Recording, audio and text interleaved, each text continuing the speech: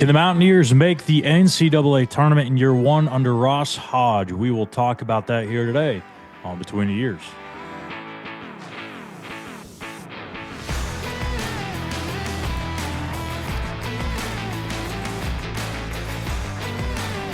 Hello, everybody, and welcome back to another episode of BTE. I'm Schuyler Callihan. Make sure to hit that like and subscribe button here on our page at West Virginia on SI.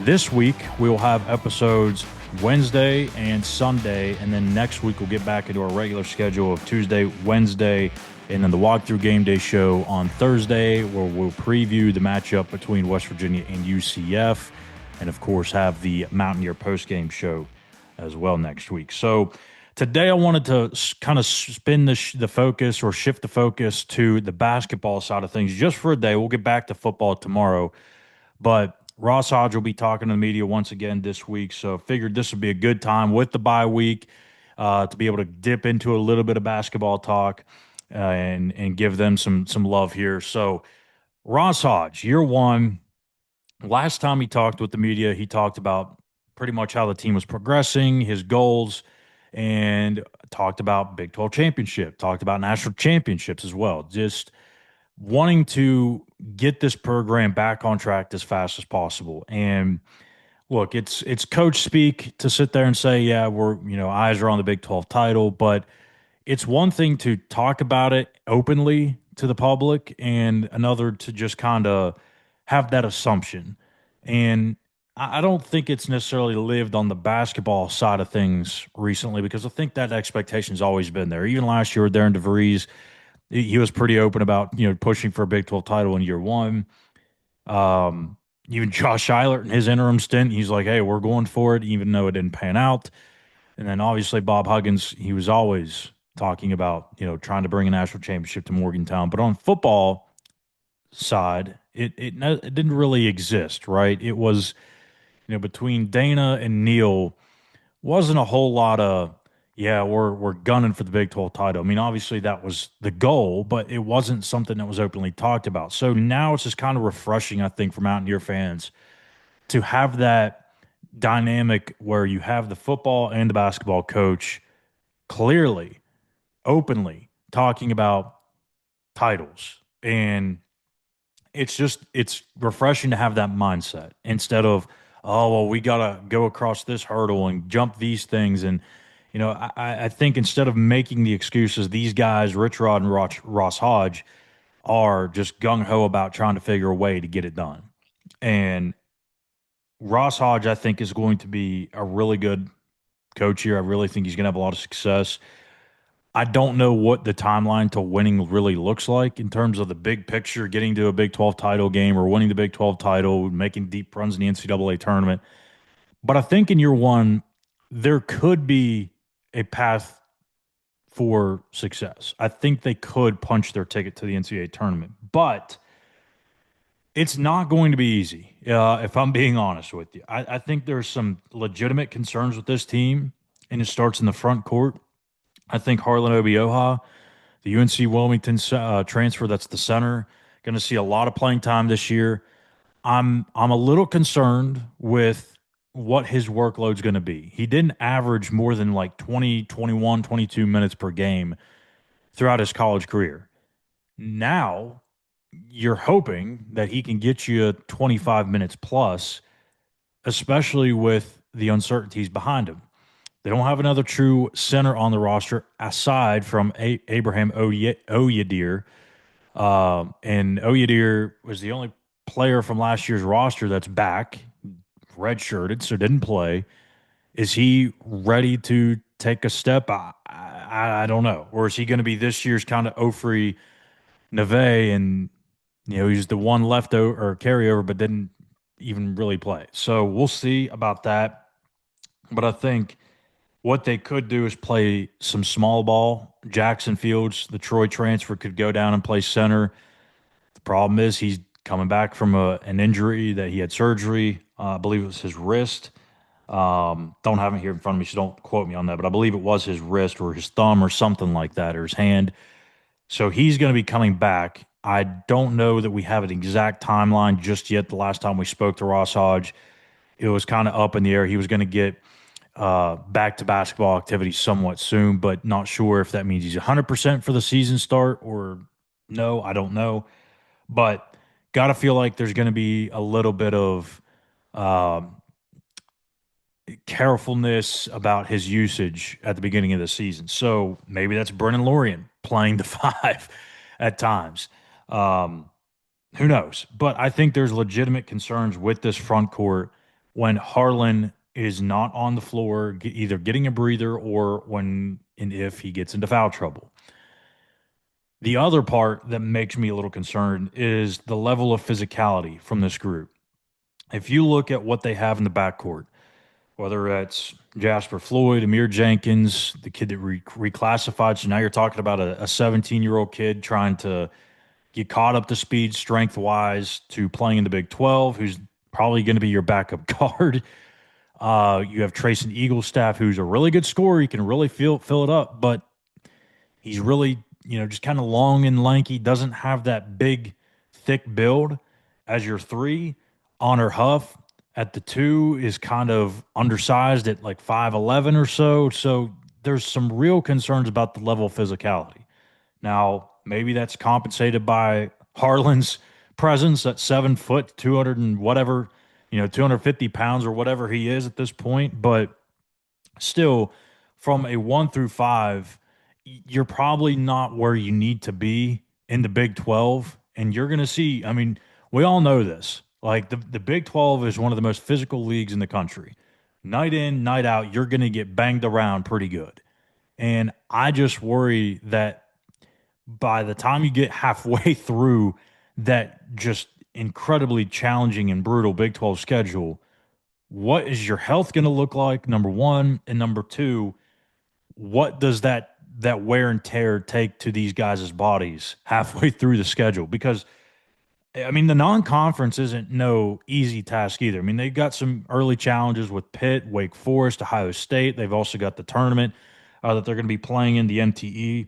That's going to present its challenges.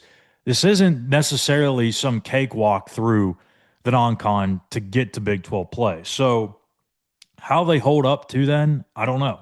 You got also Chance Moore's got to, sit out for a few games. So how they handle that could play an impact into how they perform in the non-con. But for year one, I think this is a pretty solid roster from top to bottom in terms of the depth. I think it's pretty decent. It's just what is the ceiling of these guys? You look at Honor Huff, and he's played extremely well at Chattanooga, best 3-point shooter in the country. Trayson Eaglestaff can really fill it up. At his previous school, I mean, he was putting up ridiculous numbers. I mean, he had a 50-point game at one point. Um, you have Brennan Lorian, who was the sixth man of the year in the AAC at North Texas with Ross Hodge. Now, this is the first year where he's more than likely going to be stepping into a starting role. Does that really change, the psyche of him? I mean, I don't know that it changes the production, but sometimes it can take a guy a little bit longer. I mean, you go back to remember the years of, let's say, Jay Sean Page, right? Or maybe even Tariq Phillip. Some of those guys, for whatever reason, they don't produce the same in the starting role, which is just kind of weird to say, but it's just the truth. Remember they tried to put Jay Sean Page in the starting lineup, and it just didn't have that same feel. He didn't bring that same extra added punch to the offense. But when he came off the bench, it was there every single night. And it was an added jolt to the offense. It was just a better flow to the game. And sometimes it just takes that little extra seeing the game flow for 4 or 5 minutes to kind of get a feel for where to attack, how a team is going to play you. Because you could have these game plans and all these ideas as to how a team's going to defend you and what kind of things they're going to throw at you, but you really don't know until you throw the ball up in the air. So is that the case for Brennan Lorian? Is he someone that starts at the beginning of the season and they realize, okay, maybe he's better coming off the bench. If Jackson Fields is healthy, maybe he starts. You bring in Brennan Lorian as your sixth man, and he's kind of that Jay Sean Page role, but at the 4. That's very possible. Like I said, I don't think it's going to change his production. I think he's going to be very productive, but I'm very intrigued about how that dynamic's going to play out. But you have these guys all coming up from lower levels, and that's not to say that they can't be productive because we saw it last year with Darren DeVries.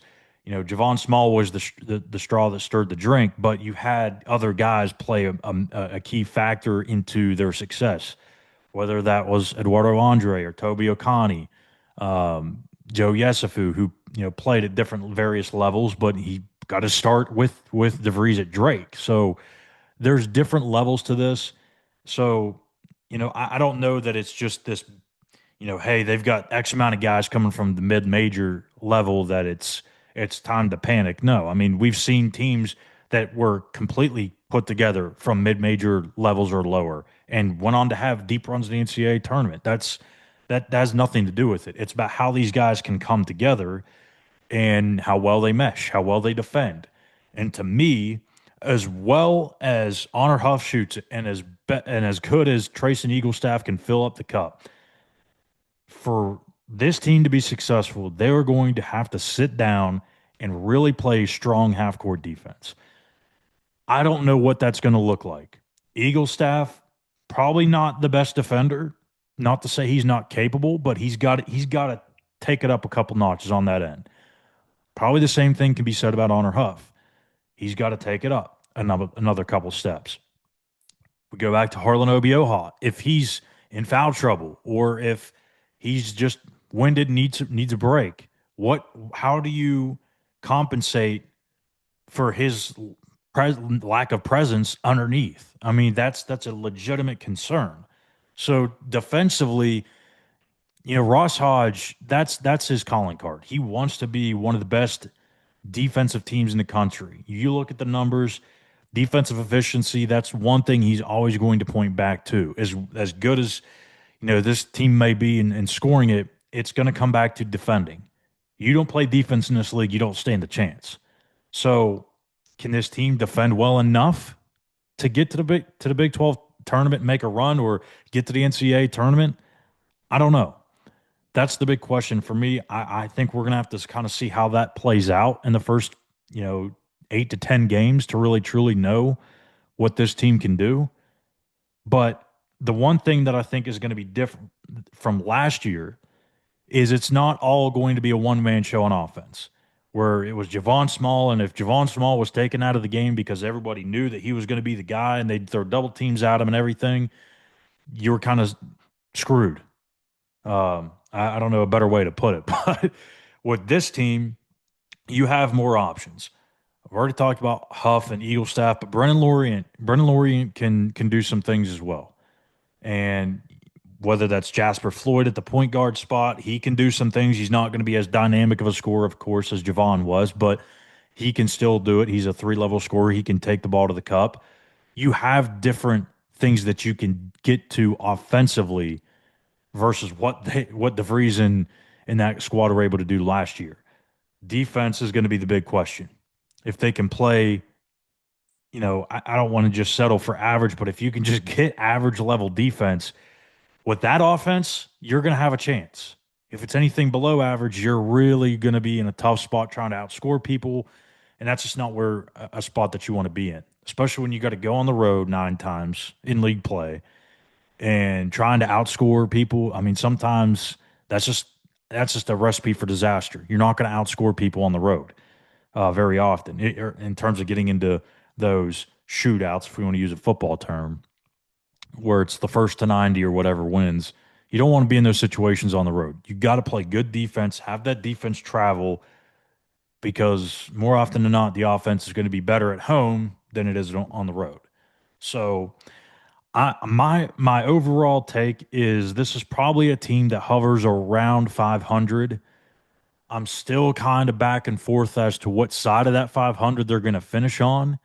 I can see them being a team that's a couple game, 2, 3 games over 500 and maybe makes their way into the tournament with a couple of significant wins.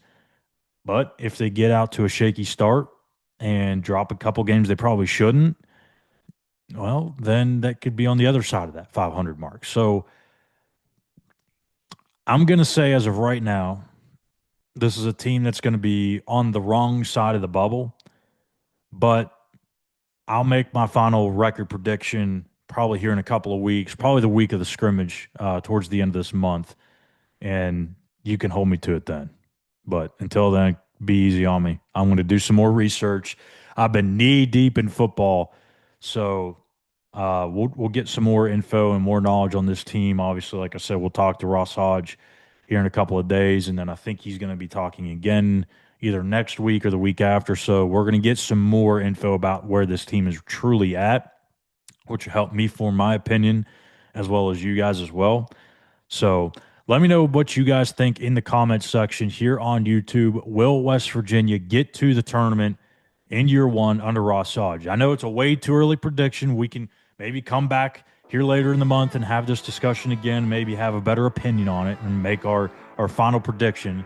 But as of right now, do you feel like this is a team constructed to get to the dance?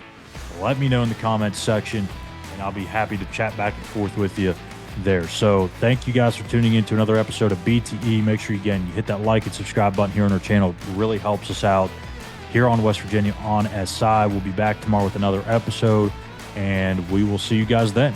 Take care.